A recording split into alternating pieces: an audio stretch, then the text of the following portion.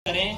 कल नई कोपले फूटेंगी, कल नए फूल मुस्काएंगे, नई घास के नए फर्श पर फिर नए पांव उठलाएंगे।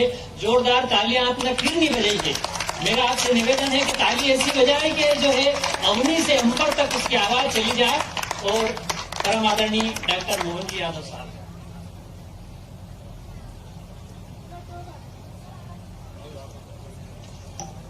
काबरा परिवार द्वारा आयोजित इस पूरे आयोजन में खास करके मंच पर विराजमान परम पूज्य कमल किशोर जी महाराज साहब, आपके चरणों में प्रणाम करता हूं। अभिनंदन करें माननीय महाराज जी का। हम सब अपने अपने स्थान पर मंच पर ही विराजमान हमारे यशस्वी सांसद श्रीमान अनिल फिरोजिया जी, जिला अध्यक्ष श्रीमान राजेश धाकड़ जी, जितेंद्र पंड्या जी, माननीय विधायक बड़नगर माननीय वासुदेव काबरा जी, माननीय अभय टोंगिया जी, अध्यक्ष नगर पालिका बड़नगर, इस कार्यक्रम का संचालन कर रहे श्रीमान अनिल पांचाल जी, यहाँ सुकमाल जी से लेकर के कई वरिष्ठ नेतागण बैठे हैं। मैं आप सबके माध्यम से आज बड़नगर के अंदर, यद्यपि हम सब जानते हैं कि काबरा परिवार की पहचान चिकित्सा क्षेत्र से स्टेट के टाइम से जुड़ी हुई। मैं जो भी देख रहा था कि 105 साल से पहले से वैद्य मोतीलाल जी काबरा साहब ने इसकी नींव रखी थी। और जब उनने अपना चिकित्सा का काम चालू किया, वैद्य का अपना संस्थान चालू किया, तो हैजा, प्लेग ऐसी बड़ी बड़ी बीमारियों में भी आयुर्वेद के माध्यम से मैं आज के इस अवसर पर उनके पुत्र डॉक्टर वासुदेव काबरा जी, जो 1977 से चिकित्सक के रूप में अपनी सेवाएं दे रहे हैं और कई सारे ब्रेन से लेकर कई बीमारियों में उनकी अपनी इलाज की दृष्टि से बहुत अच्छी ख्याति है। डॉक्टर चारू काबरा 2009 से, डॉक्टर प्रखर काबरा 2017 से, पुत्रवधू डॉक्टर कृति काबरा। पारिवारिक रूप से आप लगातार ये पूरा परिवार का परिवार तीसरी पीढ़ी में आ गए। हम सब एक बार काबरा परिवार के द्वारा एक ही काम, समूचा परिवार मानव सेवा के लिए लगा हुआ है। मैं आज के इस अवसर पर बदलते दौर में एलोपैथिक चिकित्सा के लिए एक इतना बड़ा हॉस्पिटल छोटे स्थान पे बनाना, मैं बधाई देना चाहूंगा गुरुजी की आज्ञा से कि वास्तव में बड़ा निर्णय किया। आमतौर पे बड़ी बड़ी जगह सब जाते हैं, बड़े धन कमाने की इच्छा होती है, बहुत सारी चीजें हैं, लेकिन आज के इस अवसर पर 4-4 डॉक्टर और अपने उस परिवार की बहुत लंबी खाती जिसके भरोसे से हम बैठे हैं। लेकिन ये बात भी सही है, हॉस्पिटल हो या कंट्रोल की दुकान, हम सब कामना करते भगवान करे हॉस्पिटल में काम नहीं पड़े किसी का, लेकिन काम अगर पड़े तो भगवान के साथ साथ अगर हमको ध्यान में आता तो डॉक्टर का ध्यान में आता है, हॉस्पिटल का आता है। ये मानव शरीर का पिंड हमारे अपने लिए परमात्मा ने कई व्याधि और कई प्रकार की चीजों के साथ हमको इस मृत्यु लोक में भेजा है। और ऐसे में जब परमात्मा ने हमको ये अपनी इस खास करके अपन इसको इस रूप में भी मान ले, ये हमारे लिए ईश्वर का वरदान है हमारा शरीर। लेकिन ईश्वर का वरदान शरीर का अंतर कैसा है कि ईश्वर का वरदान होने के बावजूद भी ईश्वर हमारे शरीर में विद्यमान है, लेकिन हमारे शरीर में विद्यमान होकर के वो हमारी अच्छाई बुराई, हमारे सारे कर्मों के लिए हमको वो अपने को मौका देता है। इसमें उनका स्वयं का कोई योगदान उस नाते से नहीं कि अगर आप गलत काम करोगे तो भगवान उसके लिए दोषी है। भगवान ने आपको मृत्यु लोक में सबके अपने कर्म के सिद्धांत के आधार पर परमात्मा ने आपको पिंड दिया है। ये उसी प्रकार से दिया है जैसे जल से बर्फ बनती है, बनेगी जल से ही बर्फ, लेकिन बर्फ बनने के बाद जल उसमें कहीं दिखाई नहीं देगा। जब बर्फ फिर पिघल जाएगी तो वापस जल बन जाएगी। ऐसे परमात्मा ने हमको जो पिंड बना के दिया है, परमात्मा हमसे उम्मीद करता है कि वापस हमको उस रूप में ही मिलो जिस रूप में हमने भेजा था। जाने अनजाने हमारे जीवन के ऐसे कई झंझावातों में, हमारे फिसलन भरी दुनिया में कई बार हमसे गलतियां हो जाती। कई बार हमारे लिए जो न चाहते हुए जाने अनजाने कई बार ऐसे कदम जब उठते हैं तो हम सब सौभाग्यशाली है। दुनिया में एकमात्र देश भारत है जहां ऐसे हमारे संतगण हमारा मार्गदर्शन करते हैं और हमें फिसलती दुनिया में हाथ थाम करके सदमार्ग की तरफ लाते हैं, हमको सही राह दिखाते हैं, सनातन संस्कृति से जोड़ते हैं, हमारी प्रकृति से जोड़ते हैं। और परमात्मा की लीला है, हमारे यहाँ सांसारिक जीवन में आज मनुष्य की दृष्टि से भारत में ही एकमात्र जगह है, वो है जहां पर ऋषि और मुनि दोनों प्रकार से मार्गदर्शन करने के लिए हमारी संत परंपरा लंबे समय से विद्यमान है।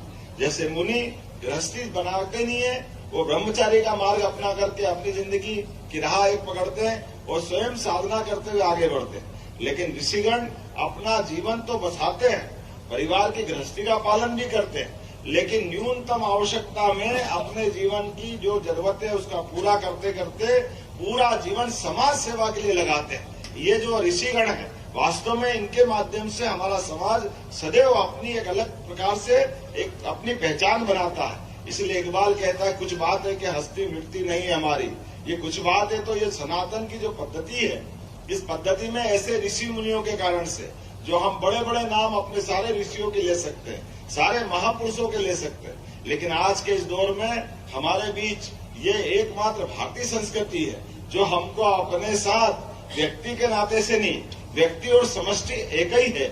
इसलिए हमारे यहाँ कहा गया यत पिंडे तत् ब्रह्मांडे, हमारा जैसा पिंड है वैसे ही ब्रह्मांड है। मैं डॉक्टरों के बीच में यहाँ बात करूंगा तो अतिशयोक्ति लगेगी। डॉक्टर से हमारी शारीरिक रचना में हम देखा जाए तो हमारे डॉक्टर के माध्यम से बताया जाए कि हमारे मुंह कितने हैं, तो मालूम पड़ा कि एक ही मुंह बताएंगे, लेकिन एक मुंह हमारा गर्भनाल के साथ है, जो माँ के गर्भ से हमारा शरीर पोषित होता आगे बढ़ता है, और उसके बाद ये रोम रोम में हमारे मुंह है, हमारा शरीर, तो रोम रोम के माध्यम से हमारे को दवाई इंजेक्ट करना तो कहीं भी इंजेक्शन लगाते हैं। मेरा एक बड़ा अच्छा कार्यकर्ता है, वो तो बड़ा मजाक में उनको रोकता भी हूँ, झाबुआ के अंदर है, वो उस खोपड़ी में इंजेक्शन लगाता है। मैं कहता भैया खोपड़ी में इंजेक्शन तो बड़ा मुश्किल जाता है, लेकिन अपने अपनी लाइन पकड़ लेते हैं। लेकिन ये बात सही है कि चिकित्सा के माध्यम से जब बीमारी होती है, व्याधि आती है, तो औषधि भी देखो, ये भी अद्भुत अपनी संसार है। परमात्मा कितना कृपावान है, हम सबके बीच में हम कभी इसकी निगाह दौड़ाएं तो हमको चारों तरफ दिखाई देगा। जैसे आपने सबने देखा आयुर्वेद के माध्यम से बढ़ा हुआ परिवार, आज के दौर में वापस आयुर्वेद का महत्व मिल रहा है। कोविड के समय अगर जान बची है तो कोविड में आयुर्वेद के काढ़ा ने सबकी जान बचाई है, हम उसको भूलेंगे। आयुर्वेद का जो महत्व है, आयुर्वेद शुद्ध प्रकृति पर निर्भर है, हमारी भारतीय औषधि वनस्पतियों पर निर्भर है, और परमात्मा की भी लीला, वो जब बच्चों के रूप में हमारा लालन पालन करता है तो हमारे ऊपर चारों तरफ से वो अलग प्रकार की लीला के माध्यम से संबंध जोड़ता है। जैसे आयुर्वेद के डॉक्टर तो जानते हैं इस बात को कि जब कोई बीमारी होगी किसी भी क्षेत्र में, किसी भी जगह, तो आसपास ऐसी वनस्पति वहां वहीं दिखाई देगी जिनके माध्यम से उस बीमारी का इलाज वहीं मिल जाए, उसमें कहीं दूर जाने की जरूरत नहीं, सारी चीज उसके आसपास ही होती है। और धीरे धीरे हम अगर अपन इस बात को गौर से देखेंगे तो हम अपनी औषधि को हमारी दिनचर्या में ले आए। ये दुनिया में एकमात्र देश है भारत जिसके अपने किचन के अंदर हल्दी का उपयोग खाने में होता है कि दवाई में आज तक मालूम ही नहीं पड़ा, हम सब खा रहे हैं। ये घर घर के अंदर हल्दी के माध्यम से निरोगी काया का जो अपने घर के अंदर दवाई का नुस्खा है, अपने लिए पोटली के आधार पर कोई फोड़ा फुंसी हो जाए तो अपने दादी माँ का बटवा सदैव तैयार रहता। ये जो आनंद हमारे यहाँ कई जगह कई प्रकार से मिलता है।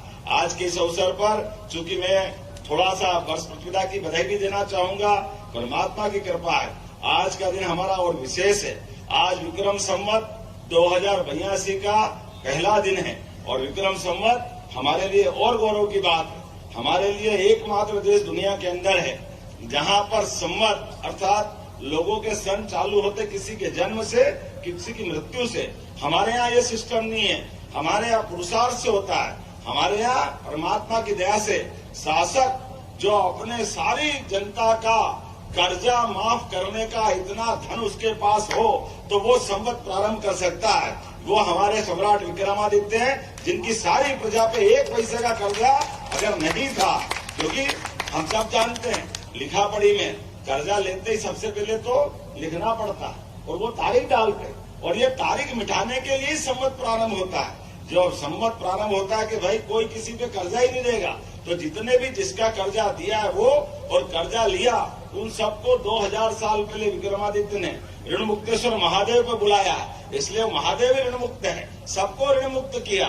दुनिया के अंदर कोई ऐसा देश नहीं है जो कोई शासक अपनी प्रजा का सारा कर्जा माफ करे, लेकिन तब वो संवत प्रवर्तन की अपनी ताकत रखता है।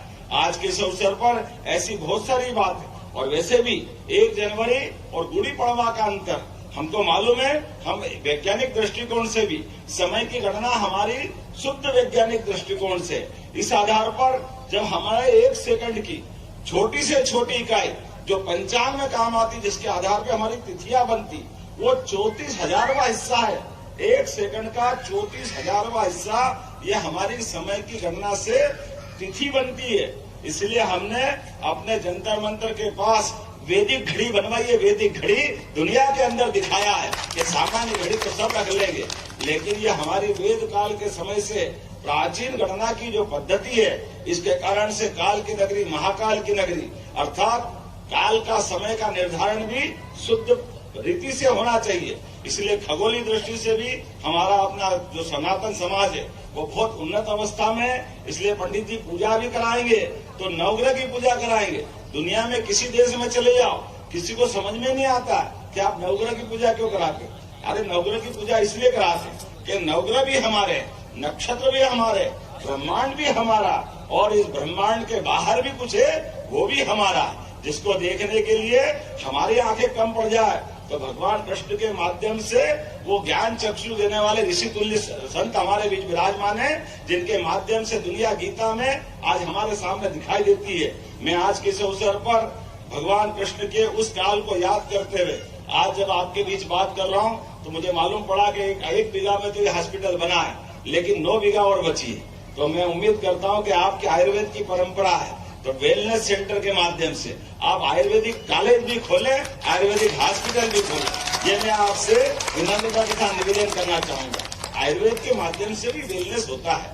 मूलतः तो वहीं से गाड़ी बढ़ती है, और उसी प्रकार से नेचुरोपैथी में भी बात करें।